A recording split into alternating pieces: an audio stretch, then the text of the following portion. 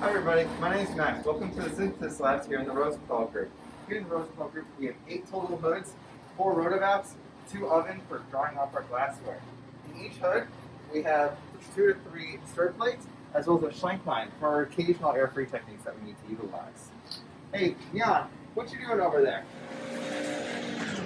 Hey Max, I'm purifying one of my buffering noise using the column, and then I will collect the fractions using the Rosenthal.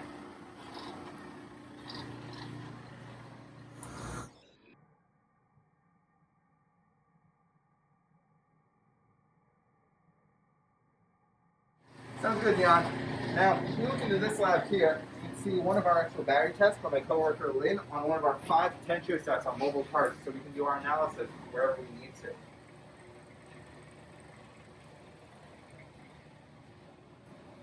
Hey, Anthony, what you doing down there?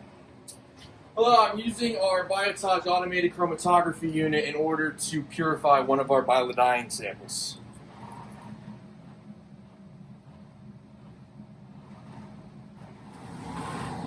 Last thing I want to show you guys here in the synthesis lab is our still system for our solvents. Here we have 8 different solvents that we keep air-free and dry as we go through a nice purification process, particularly some difficult ones, such as THF, aceto, and DMF. I'm actually about to dispense some benzene for our dry box now.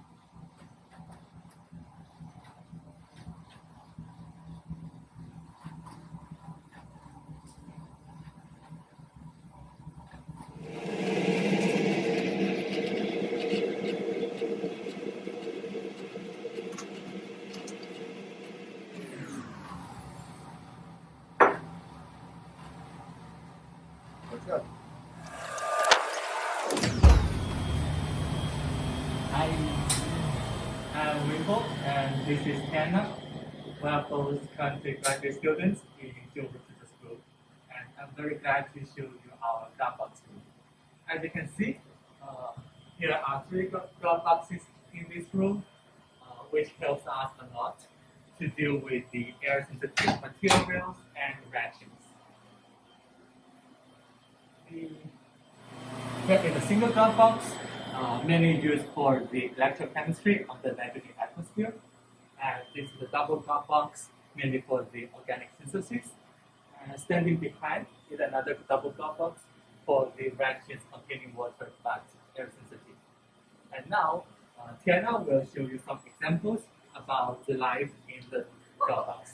Okay, so when doing electrochemical experiments in the glove box, obviously we can't bring our potentiostat into the glove box, so we have external connections. Basically, so we have our cords with potentiostat connected to external cords, which then lets us do electrochemical experiments in the glove box. We also have a port for UV vis in case we need to do UV vis spectroscopy in the glove box as well.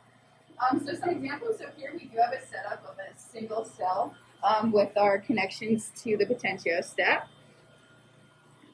And some experiments that we could do are things such as a CV, I lost my mouse, a DPV, and bulk electrolysis experiments for our materials.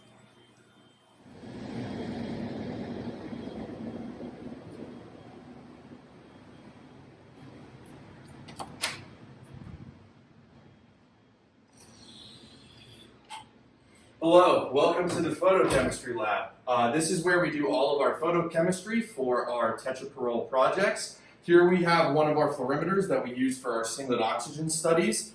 We also have a light source here with a variety of light filters in order to irradiate our samples at any particular wavelength. Over here we have a UV vis spectrophotometer in order to do our absorption and Beer's law studies. And then finally, we have our second fluorimeter that we use for our emission studies. It has a more sensitive detector in order for us to detect low levels of phosphorescence for our compounds.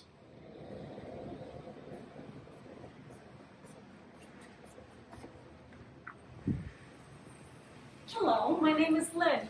Hi, I'm Yusuf, and I study small molecule activation using tetraparole compounds. We use the cryo UV vis to study low temperature. This low temperature will allow us to study the kinetics of small molecules activation.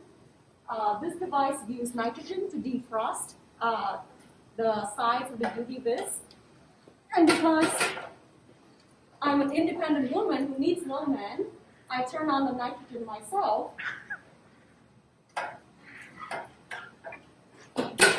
I'll let you try pour in the liquid nitrogen though.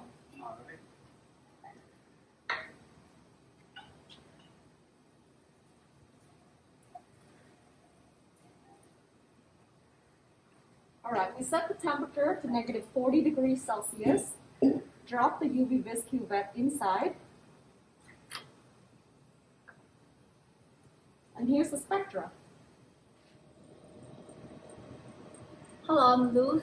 So here we have two potential steps that's coupled with SRI gas chromatography. So with this setup, we're able to run electrolysis under various gas phase and detect the gas product quantitatively. So for example, we can electrodeposit some inexpensive catalysts such as bismuth, tin on the glossy carbon electrode. So and then we can perform electrolysis and then detect the gas product. So it depends in the presence of ionic liquid. So depends on the nature of the catalyst or the composition of the electrolyte. The CO2 reduction gas product can be detected on the SRI chromatography.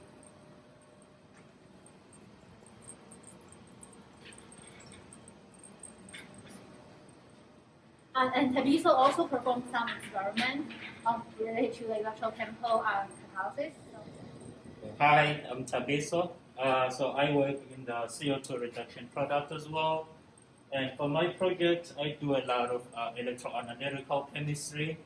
And besides the regular potential start, I use also a bipotential start, which is a really nice instrument that allows us to control two working electrodes at the same time. For example, in this setup that I'm working on here, I'm using a rotating disc electrode to control the mass transport of our ionic liquid solutions when we're doing the electrochemistry. So besides the RDE electrodes, we also, in the bipotential start, we have access to several other really nice techniques such as impedance and square wave voltammetries, which you can't really do with regular potential starts. And we also share these bipotential start with the synthesis group, where they use it to study the oxygen reduction reaction as well.